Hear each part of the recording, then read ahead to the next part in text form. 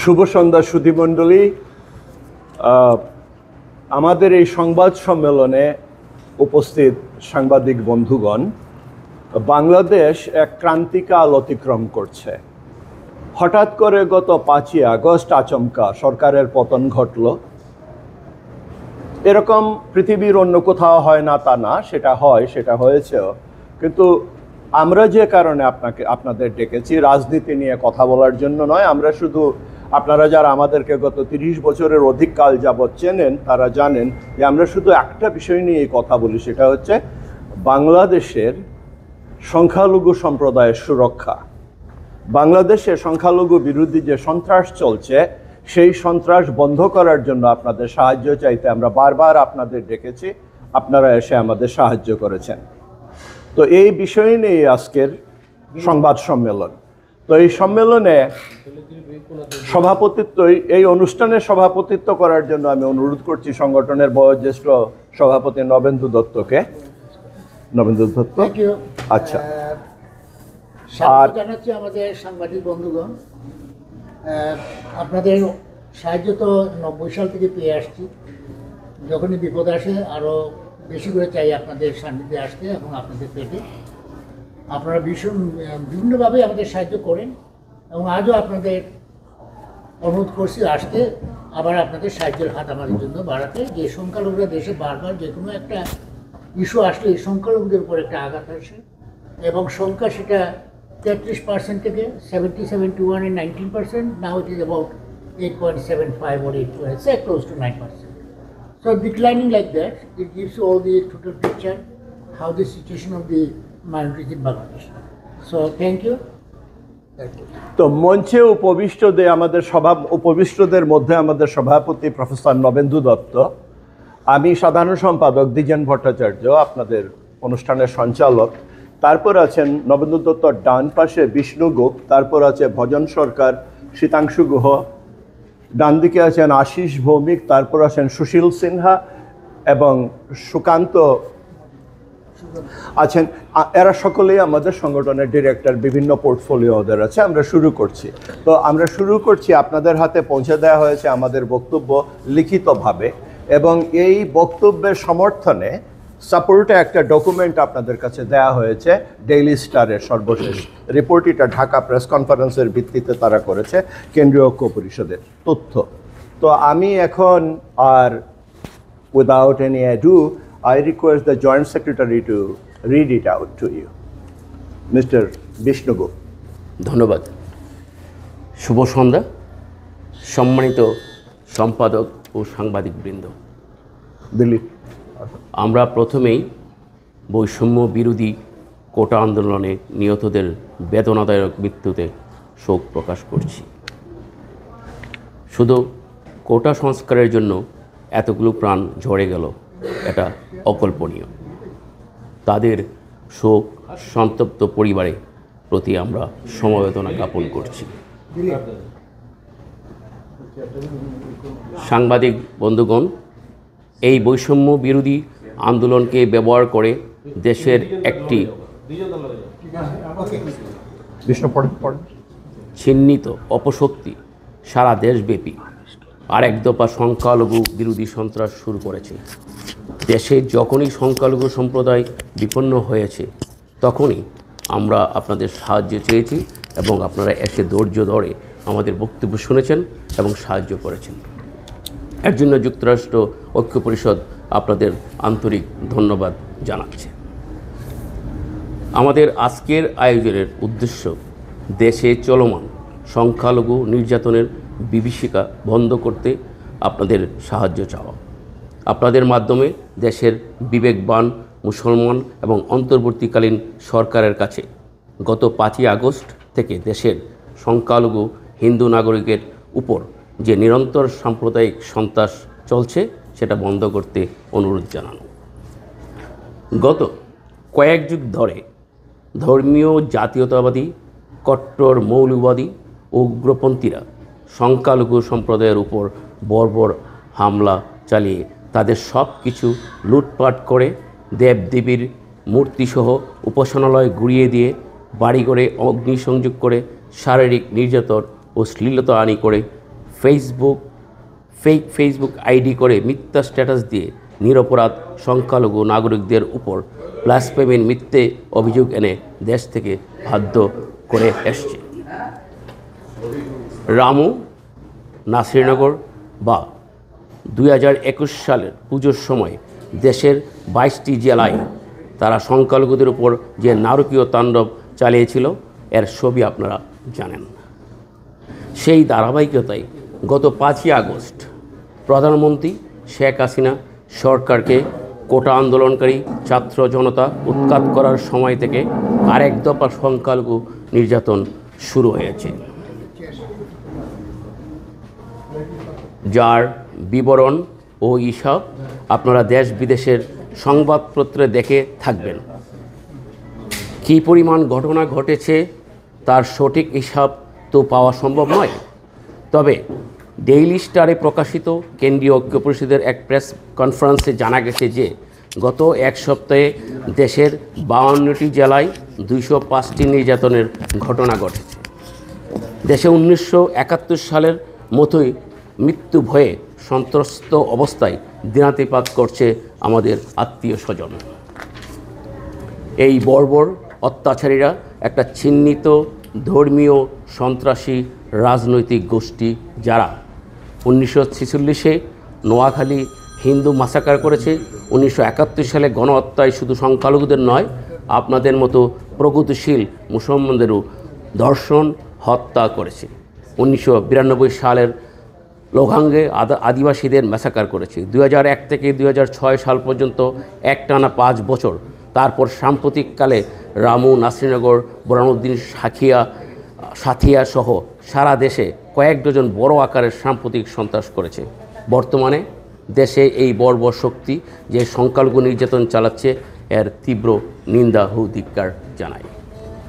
দেশ বিদেশে তীব্র প্রতিবাদের পর স্বরাষ্ট্র উপদেষ্টা ও প্রধান উপদেষ্টা দুজনই একটু বিলম্ব হলেও এর নিন্দা করেছেন এবং সাম্প্রদায়িক সন্ত্রাস বন্ধ করতে দেশবাসীর প্রতি আহ্বান জানিয়েছেন। আমরা তাতে কিছুটা আশ্বস্ত হয়েছি। দুঃখজনকভাবে কেউ কেউ অবশ্য ব্যাপারটাকে রাজনৈতিক প্রতিশোধ বলার অপপ্রয়াস করেছেন। শাক দিয়ে কি মাছ ঢাকা যায়? দেশের মোট জনসংখ্যায় সংখ্যালঘু নাগরিকদের প্রতিনিধিত্বের হারের আলোকে মোট 10টি উপাসনালয়ে অগ্নিসংযোগ করা হলে এর একটি মাত্র ধর্মীয় সংখ্যালঘুদের হলে উক্ত দাবি ধোপে টেকে, নইলে নয়। উপাসনালয় ধ্বংসের পরিসংখ্যান নিশ্চয়ই আমাদের বলে দেওয়ার দরকার নেই। তারা একবারও ভাবে না যে তাদের আত্মীয় স্বজন যারা বিদেশে সংখ্যালঘু হিসেবে বাস করছেন তাদের সঙ্গে সে দেশগুলোর মানুষ যদি ঠিক একই আচরণ করে তবে কেমন হবে। কেউ কেউ দেশে পুলিশ প্রশাসন কাজ করছে না বলে সাম্প্রদায়িক সন্ত্রাস হচ্ছে বলে দাবি জানিয়েছেন। যদি সেটা সত্যি হয় তাহলে সরকার এই কাজে সেনাবাহিনীকে ব্যবহার করলেই পারেন। আমাদের সেনাবাহিনী সুনামের সঙ্গে বিদেশের শান্তি রক্ষীর কাজ করতে পারলে দেশে না পারার তো কোনো কারণ নেই। বন্ধুগণ, নিয়ম মাফিক সুপরিকল্পিত পরিচালিত এখনও রিলিজিয়াস ক্লিনজিংয়ের ভয়াবহ এই অশুভ প্রক্রিয়াটির ঘোষিত লক্ষ্য দেশকে অমুসলমান শূন্য করে আফগানিস্তানে পরিণত করা। তারা জানে যে তাদের কোনো দিন বিচার হবে না, তাই তারা অবাধে কাজটা করে চলছে।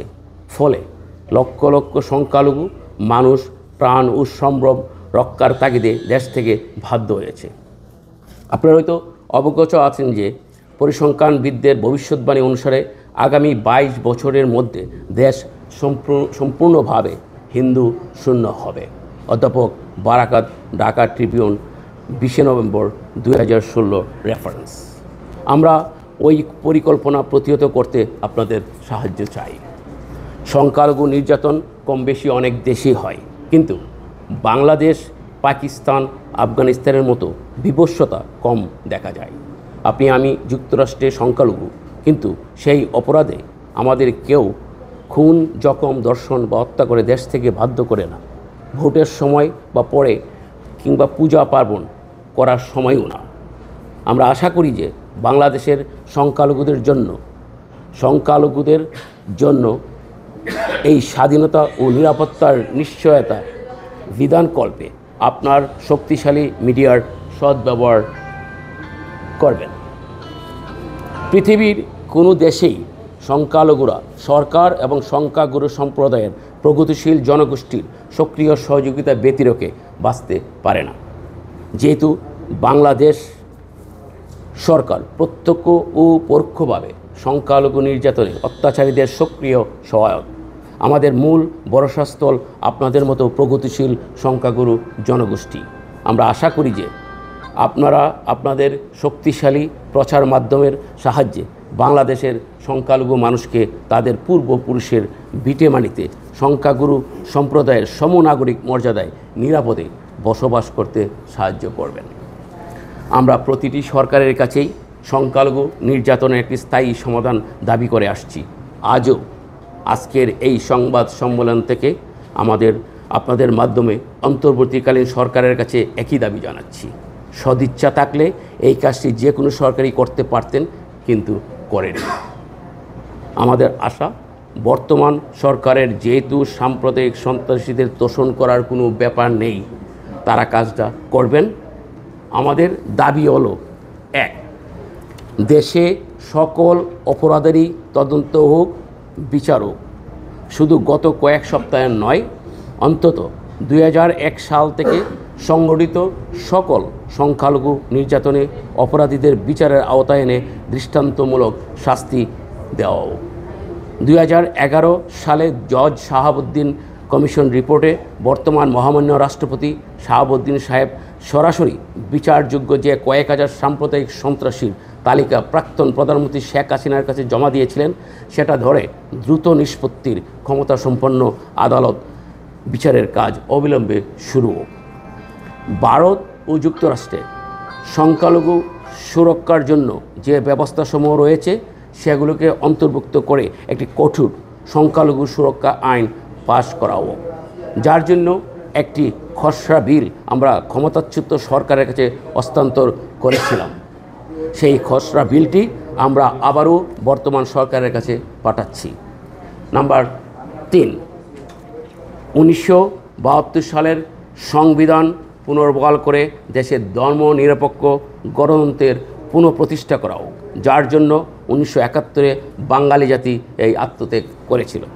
সাংবাদিক বন্ধুগণ, পরিশেষে আমরা সংশ্লিষ্ট সকলের উদ্দেশ্যে স্পষ্ট করে বলতে চাই, সংখ্যালঘু নির্যাতন অবিলম্বে সম্পূর্ণভাবে বন্ধ করা না হলে এবং 2001 সাল থেকে আজ পর্যন্ত সংগঠিত সকল সাম্প্রদায়িক সন্ত্রাসের অপরাধীদের বিচার না করলে আমরা বিশ্বব্যাপী বৃহত্তর আন্দোলন যেতে বাধ্য হব, যেমনটা 2001 থেকে 2005 করেছিলাম। তাতে দেশের ভাবমূর্তি ক্ষুণ্ণ হলে তার দায়ভার অন্তর্বর্তী সরকারকে নিতে হবে। সাংবাদিক বন্ধুগণ, ধৈর্য সহকারে আমাদের কথাগুলো শোনার জন্য আপনাদের অশেষ ধন্যবাদ। সবাইকে ধন্যবাদ। এখন প্রশ্নোত্তর পর্ব। কোনো সাংবাদিকের যদি চলে যাওয়ার অন্য কোথাও প্রোগ্রাম থাকে, শুনেছি নাজমুল ভাই নাকি চলে যাবেন, তিনি প্রথম প্রশ্ন করুন, তারপরে দরকার নেই। তাইলে ঠিক আছে, একদিক থেকে আপনারা আমাদের প্রশ্ন করুন, প্রশ্নগুলির জবাব দেবেন সংগঠনের সভাপতি নবেন্দু দত্ত আর senior policy analyst and director Shitangshu Guha. আর আমাকে যদি ওনারা সুযোগ দেন, বলেন কিছু বলতে হয়, আমি অ্যাড করতে পারি। ধন্যবাদ। আপনারা যে কেউ শুরু করতে পারেন, একদিক থেকে শুরু করুন।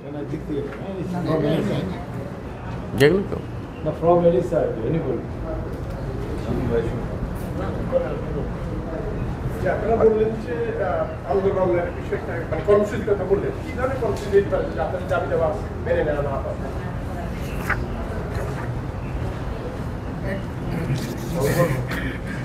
আমরা যেহেতু আমেরিকায় থাকি, যেখানে মানবতা, অন্যায়, অবিচার সবটার বিরুদ্ধে মুক্তকণ্ঠে কথা বলতে পারি এবং আন্তর্জাতিক অঙ্গনে আমরা বিচরণ করতে পারি, যোগাযোগ করতে পারি। কারণ দেশ যখন করে না, যে সত্যকে প্রতিষ্ঠিত করা উচিত, যে অমানবিক অত্যাচার বন্ধ করা হোক, তার জন্য কোনো দিক ব্যবস্থা না নেই, তখন বাধ্য হয়ে আমরা আন্তর্জাতিক অঙ্গনে আমাদের যেতে হয়।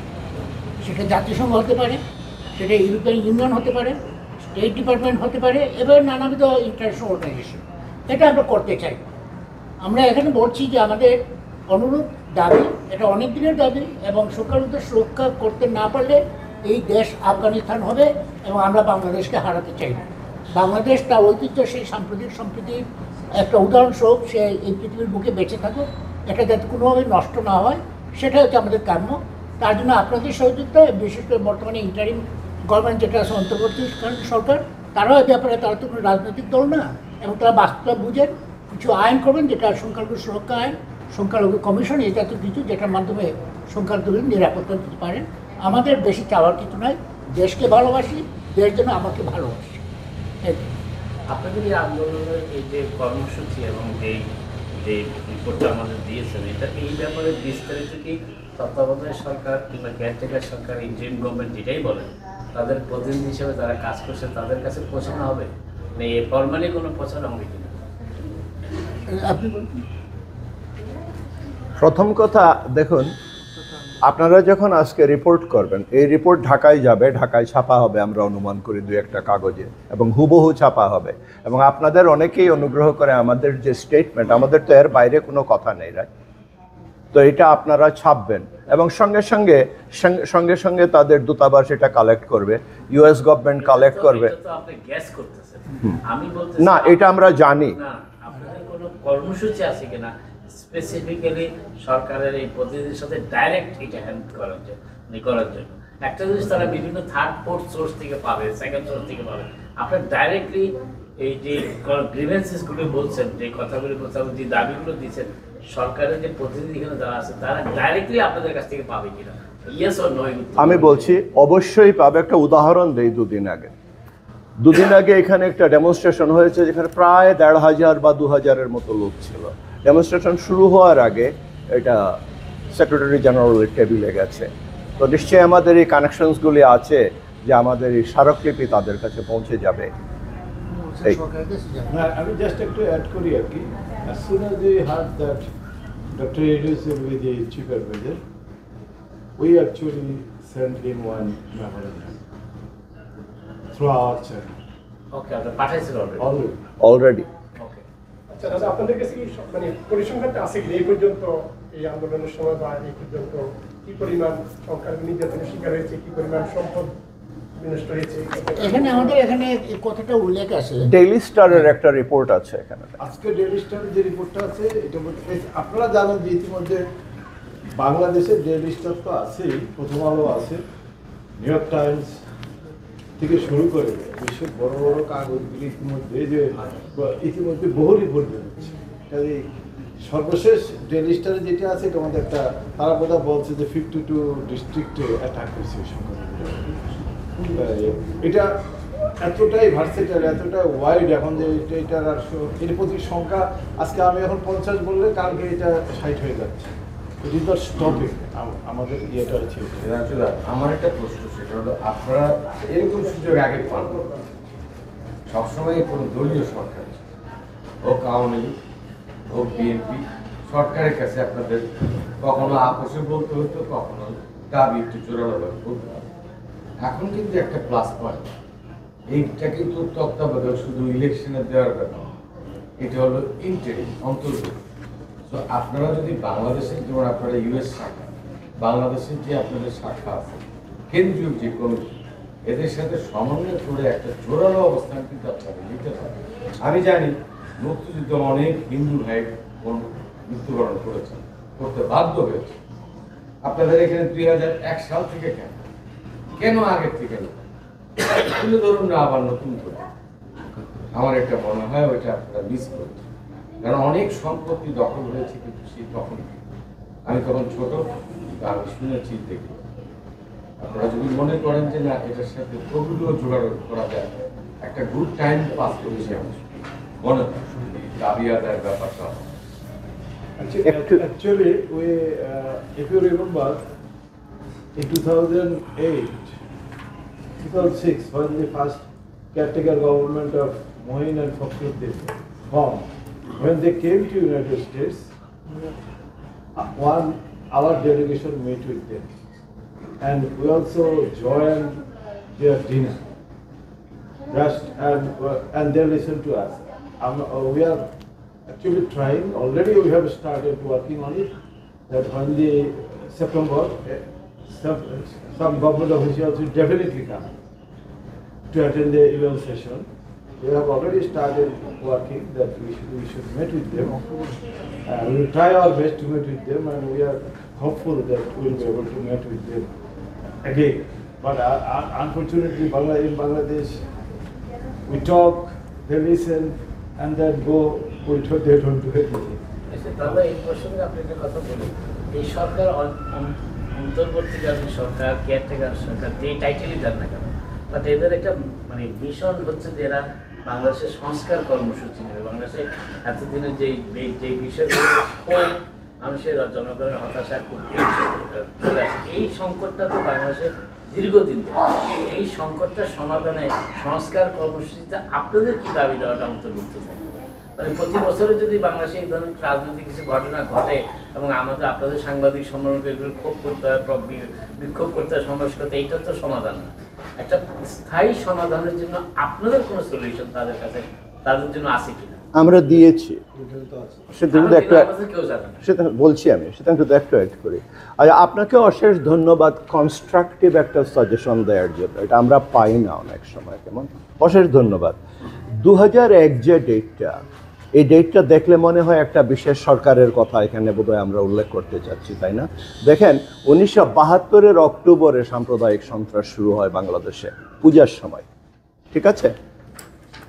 1988 সালে রাষ্ট্রধর্ম যখন করেন, এরশাদ পাশ করেন, তখন বৈষম্যের শিকার বাংলাদেশের হিন্দু সম্প্রদায় বইতে মতিউর রহমানের লেখা সেই বই আছে আমার কাছে, দেখতে পারেন। ওখানে লেখা আছে দাউদকান্দিতে তারা ঋষিপাড়ায় আক্রমণ করে সমস্ত অপকর্ম করার পর বলেছিল এই দেশ ইসলামিক স্টেট হয়ে গেছে, তোমরা এখানে থাকতে পারবে না, থাকলে কনভার্টেড হয়ে থাকতে হবে। এটা মতিউর রহমান, সাংবাদিক মতিউর রহমানের লেখা। এখন এইগুলি কিন্তু রেকর্ডেড কিছু নাই, যে কারণে 201 আমরা বলছি দুটা কারণ। 201-এর ঘটনার পর আইন ও সালিশ কেন্দ্র একটা কেস করে, এখানে লিপিবদ্ধ 156টা কেস আছে বোধহয়, 58,000 কেস আছে শাহরিয়ার কবিরের বইতে লিপিবদ্ধ। আর জজ শাহাবুদ্দিন হাইকোর্টের নির্দেশে, বর্তমান প্রেসিডেন্ট, এটাকে বলা হয় প্রোব কমিশন বা জজ শাহাবুদ্দিন কমিশন, এখানে উনি প্রায় 28,000 কেস, এর মাঝে সরাসরি বিচারযোগ্য, আপনাদের আমি সফট কপি পাঠাবো, এর একটা তালিকা উনি সরকারের কাছে পেশ করেন, সেটা 2001 থেকে। কারণ আমরা যদি বলি বিচার হোক, আপনি বলবেন, আপনি মনে করুন সরকারের প্রধান, কাকে বিচার করবো? এই শাহাবুদ্দিন সাহেবের তালিকা 201 থেকে। জাস্ট এই কারণে ওই ডেটটা আমরা চুজ করেছি। ধন্যবাদ। আর আপনি বলছিলেন যে আমরা একটা সেকেন্ড নাজমুল ভাইয়ের একটা প্রশ্ন আছে যে দেখুন, শেখ হাসিনা সরকার ক্ষমতায় থাকতে উনি 2018 সালে ইলেকশন ম্যানিফেস্টোতে বললেন উনি সংখ্যালঘু সুরক্ষা আইন পাশ করবেন। এর কারণ ছিল একটাই যে প্রচলিত আইনে এদের বিচার করা সম্ভব নয়। আমেরিকাতে হেট স্পিচ অ্যান্ড ক্রাইম আছে, যেটা দিয়ে হেট ক্রাইমের বিচার করা হয়। এই যে ক্রাইমগুলি দেশে হচ্ছে, এটা রেশালি মোটিভেটেড, রিলিজিয়াসলি মোটিভেটেড হেট ক্রাইমস, এগুলি বিচারের প্রচলিত আইনে হয় না। এর জন্য তখন অ্যাম্বাসেডর সাহেব আমাদের বললেন যে আপনি যে কথা বলেছেন, যে আপনারা তো বলছেন কিন্তু কংক্রিট কিছু দিতে পারেন কিনা। তো আমরা আমেরিকার constitution expert, Indian constitution expert, তাদের কি আছে সংখ্যালঘু সুরক্ষা আইনের মানে সব কিছু ঘেটে আমরা একটা খসড়া বিল গভর্নমেন্টের কাছে সাবমিট করি অ্যাম্বাসেডর ইমরান সাহেবের কাছে। তো সেটা আজকে কত বছর হলো? 2018 ছিল, 2024-এ উনি রেখেছেন, বিল পাস হয়নি কোনোদিন। আপনাদের এখানে আমরা লিখেছি এই বিলটা আমরা ওনার কাছে 2-1 দিনের মধ্যে পৌঁছাবো। ধন্যবাদ। আমার প্রশ্ন হচ্ছে, আপনারা বলছেন যে বাংলাদেশ সাম্প্রদায়িক সম্প্রীতির দেশ, মুক্তিযুদ্ধের সময় এটা ছিল, আবার বলছেন 72 সালে হামলা হচ্ছে, 2001 থেকে নিয়মিত হচ্ছে, তাহলে সাম্প্রদায়িক সম্প্রীতিটা কোথায়? এই যে আপনাদের উপর যে হামলা, আপনাদের কাছে মনে হয় না কিনা যে এটা রাজনৈতিক বা কোনো মানে অন্য কোনো উদ্দেশ্য থাকে কিনা? আর তারা হলে সাম্প্রদায়িক সম্প্রীতির দেশ কেন বলছে? সরকার বারবার ঘোষণা করছে বিশ্বব্যাপী যে এটা সাম্প্রদায়িক সম্প্রীতির একটা মডেল। আমরা তখনই বলবো, এর জন্য আমাদের একটা প্রশ্ন হলো যে একটা দেশে অবস্থা কেমন জানতে হলে সংখ্যালঘুকে একটা প্রশ্ন করে, সংখ্যালঘুকে প্রশ্ন করলে উত্তরটা পেয়ে যাবেন যে বাস্তবিক দেশ কোন পর্যায়ে আছে। এখন সংখ্যালঘু সম্পৃক্ত মুখে বলা তো যায়, চলছে মোটামুটি, কিন্তু সবচেয়ে দুঃখজনক হচ্ছে যে সাম্প্রদায়িক যত হামলা বা সংখ্যালঘু হামলা বিচার হয়, এবং এই বিচারহীনতার জন্যই আমরা বারবার দাবি করছি সংখ্যালঘু সুরক্ষা আইন স্পেশাল অ্যাক্ট একটা করে, তাহলে আর আমি যদি বিচারের হয়তো আমাকে না নেওয়া তাহলে আমি তো badly I will do it. এটা চলছে যুগের পর যুগ। ওই পাকিস্তানের মধ্যে শুরু হয়েছে, দেশ স্বাধীনতা পেলাম কিন্তু আমাদের বাক্যের পরিবর্তন হয় নাই, এখনও 19% থেকে 71-এর আজকে আমরা 8.75%। সো দ্যাট পিছনে রাজনীতি আছে কত? ওকে শহীদ, রাজনীতি- অ্যাডিং উইথ হিম, আমাদের লিখিত বক্তব্য কোথাও এই কথা লেখা নাই যে বাংলাদেশ সাম্প্রদায়িক দেশ। Bangladesh is not a country of communal harmony, very good. আর এটা আপনি যেটা বলছেন এটা রাজনৈতিক না সাম্প্রদায়িক, এটা কখনোই রাজনৈতিক নয়। যদি রাজনৈতিক হইতো তাহলে আমার টেম্পলে আক্রমণ হতো না। That is where the difference is, যে আমার টেম্পলে আক্রমণ হচ্ছে, আমার টেম্পো তো রাজনীতির জায়গা নেই। কাজেই it is a communal attack, not a political attack. And Bangladesh is not a country of communal আমরা তো হারমোনি। শুনে আসছি সবসময় আপনারা একটা ভোট আমরা বলি না, মন্ত্রীরা বলে, সবাই বলে, we always refuted no, Bangladesh is not a. Bangladesh যদি সাম্প্রদায়িক সম্প্রীতির দেশ হয়, প্রতিটি ঘটনা পরে after everything we are being attacked. So nobody did anything, not only Khaleda Zia, Sheikh Hasina did nothing for us, period. Sheikh হাসিনার আমলে from Ramu to Nasirnagar to Comilla, what happened? Did we get justice? No. শীতাংশুদা, আরেকটা কথা, উনি একটা খুব ইন্টারেস্টিং একটা প্রশ্ন করেন, অসাধারণ। আমি 1 সেকেন্ডে উত্তরটা দিচ্ছি। এটা একটা আউটস্ট্যান্ডিং প্রশ্ন আপনার। তো উনি একটু বলেছেন যে আমরা একটা ভোট ব্যাংক, কেমন? তো আপনারা যেমন ডেমোক্রেটিক পার্টির ভোট ব্যাংক আমেরিকাতে, তাই না? বাংলাদেশে অধিকাংশ লোকই তো ডেমোক্রেটিক পার্টির ভোট ব্যাংক, কালোরা যেরকম, কৃষ্ণাঙ্গরা এরকম। তো আপনি যদি ডেমোক্রেটিক পার্টিকে ভোট দেন, রিপাবলিকানরা আপনাকে পিটায়, মেয়ে ধর্ষণ করে, আপনার মুসলিম, আপনার মসজিদ ভাঙে, তারা কোনো ঘটনা আছে কি? তো উনি যেটা বলছেন এটাই আমি বলছি, যে ধরুন একটা গ্রামে 10টা পরিবার আছে, সেখানে যদি একটা গ্রামে মনে করুন 10টা উপাসনালয় ভাঙা হলো, তা আমরা তো 10-এর একমাত্র না, 10%।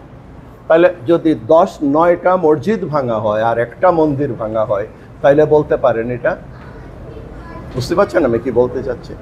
কিন্তু সেটা তো ঘটছে না। যে কয়টা উপাসনালয় ভাঙ্গা হচ্ছে, it's a clear communal attack. এখন যতটা সোচ্চার, আগে কেন হননি? কি বলছেন? এখন আপনাদের যে সোচ্চার দেখছি, শাহবাগে দেখছি, নিউ ইয়র্কে দেখছি, আমরা এত বড় জমায়েত আগে কখনো দেখি। কি বলছেন? সব সময় ছিল। এখন একটা কথা শোনেন, আমাদের আন্দোলন, আপনি 2001 থেকে 5 এখানে ছিলেন, শেখ হাসিনার সঙ্গে আমরা 1 ঘন্টা 40 মিনিট, আপনি জানেন সিনিয়র সাংবাদিক যারা, 1 ঘন্টা 40 মিনিট দেন ব্যবহার করতে শুনেছেন পৃথিবীতে কাউকে, কোনো সংখ্যালঘু গোষ্ঠী একটা প্রধানমন্ত্রীর সঙ্গে? আপনি করেন তো দেখি 5 মিনিটের অ্যাপয়েন্টমেন্ট প্রধানমন্ত্রীর সঙ্গে, আমরা তো করেছি। এবং না করে ওনার সঙ্গে শুধু শুনে ফিস্ট ফাইট হয়নি, আর সবই হয়েছে। না, বাস্তব আমরা চিরদিনই এটা করি। ওইখানে কি ওই কমেন্টটা আসছিল যে আপনাদের এক পয়েন্ট ভারতে উনি কেন 99-এ, উনি 99-এও তো করেছেন, 99-এ কোন সময় করেছেন, আসছিলেন? এটা 99-এ করেছেন, 96 উনি ক্ষমতা আসার পরে হ্যাঁ? যখন আসলেন, 99-এ, তারপরে আসছে। হ্যাঁ। তো ওনাকে এটার উত্তরে আমরা বলেছিলাম যে, মানে গাফার চৌধুরী লিখেছিলেন, উনি যে সংখ্যালঘুদের এই প্রশ্ন করলেন, 75-এ উনি কোথায় ছিলেন? না, আজকে উনি কোথায়? বা আজকে উনি কোথায়? ওনার পা আজকে কোথায়? আচ্ছা, এই বিষয়টা আরেকটা জিনিস- ফিলিস্তিনিরা কোথায় থাকে? সারা পৃথিবীতে তারা অত্যাচারে থাকে। একটা জিনিস আমরা পরিষ্কার করতেছি। Next. একটা জিনিস পরিষ্কার করতেছি, আন্দোলনের জন্য যে পরিবেশ লাগে। আমরা এতকাল যে আন্দোলনটা নিউ ইয়র্কে, আমেরিকাতে যে আন্দোলন বা সারা বিশ্বে আন্দোলনটা হয়েছে, সেটা একেবারেই নিয়মতান্ত্রিক। দেশে কিন্তু প্রচণ্ড অত্যাচারের কারণে, আপনারা জানেন দেশে অনেক কিছুই ছিল, মানে গুম, ক্রস ফায়ার, অনেক কিছুই ছিল, যার ফলে কিছু হলেই সাহস পাইতো না অতটা। কিন্তু ছাত্ররা এবার একটি উপকার করছে আমাদের, বাংলাদেশের হিন্দুদের কি জাগরণ সৃষ্টি করছে। এই যার ফলে শাহবাগে 1 লক্ষের বেশি লোক আছে, কালকে আছে, আমরা বিশ্বাস করি সেখানে 5 লক্ষ মানুষ হবে। চট্টগ্রামে 5 লক্ষ মানুষ হয়েছে, বিভিন্ন গোপালগঞ্জে, ঠাকুরগাঁয়ে, বিভিন্ন জায়গায় এই যে জাগরণটা হয়েছে, এই জন্য বেসিক্যালি ছাত্র আন্দোলনটা এই উৎসাহ দিচ্ছে যে না, আন্দোলন করলে তো রেজাল্ট পাওয়া যায়। রেজাল্টটা পজিটিভ আর negative, that is a different issue. দাদা, আজকেই তো প্রধান উপদেষ্টার সাথে আশা করি আপনাদের যে বাংলাদেশ হিন্দু খ্রিস্টান ইউনিটি কাউন্সিল, যে ওনারা কি ইনভাইটেড, ওনারা কি বলতে পারবেন এই কথাগুলো? আমি কালকে আলাপ হয়েছি আমার সঙ্গে, কারা কারা যাবেন এখনো তখন পর্যন্ত সুনির্দিষ্ট হয় নাই, তবে একটা প্রতিনিধি দল সেখানে ছাত্র পক্ষ থেকে থাকবে, কারণ এখন যুবশক্তিটা হয়তো বড় সড়, এটা প্রমাণ করবে এবং তারাই পারবে অন্যায়কে দেশ থেকে চিরতরে বিতাড়িত করতে। তো এখন যে বলতেছেন, এখন হচ্ছে একটা মুখ্য সময়, কারণ রাজনৈতিক দল তারা না, তারা দেশকে সংস্কার করতে চায় এবং এটাই তারা যা বারবার বলছে যে এই যে সাম্প্রদায়িক দাঙ্গা হচ্ছে বা সংখ্যালঘুদের, এটা মানা যায় না, ধর্মমন্ত্রী বলছে এটা বিচার করা হবে। তা আমরা আশাবাদী যে এই সরকার বলছে, এবং আমাদের যেটা মূল্য হচ্ছে যে দাদা বললেন, এবারে আন্দোলন আমরা করে আসছি, রেজাল্ট কিছু পাচ্ছি না। শেখ হাসিনার স্বাধীনতার পক্ষের অনেক কিছু আশা করছিলাম, কিছুই পাইনি, বরং অত্যাচার অবিচার হয়েছে, বিচার হয় না এই সন্ত্রাসীদের। আর সঞ্জীবন একটু হাত তুলছিলেন। আচ্ছা।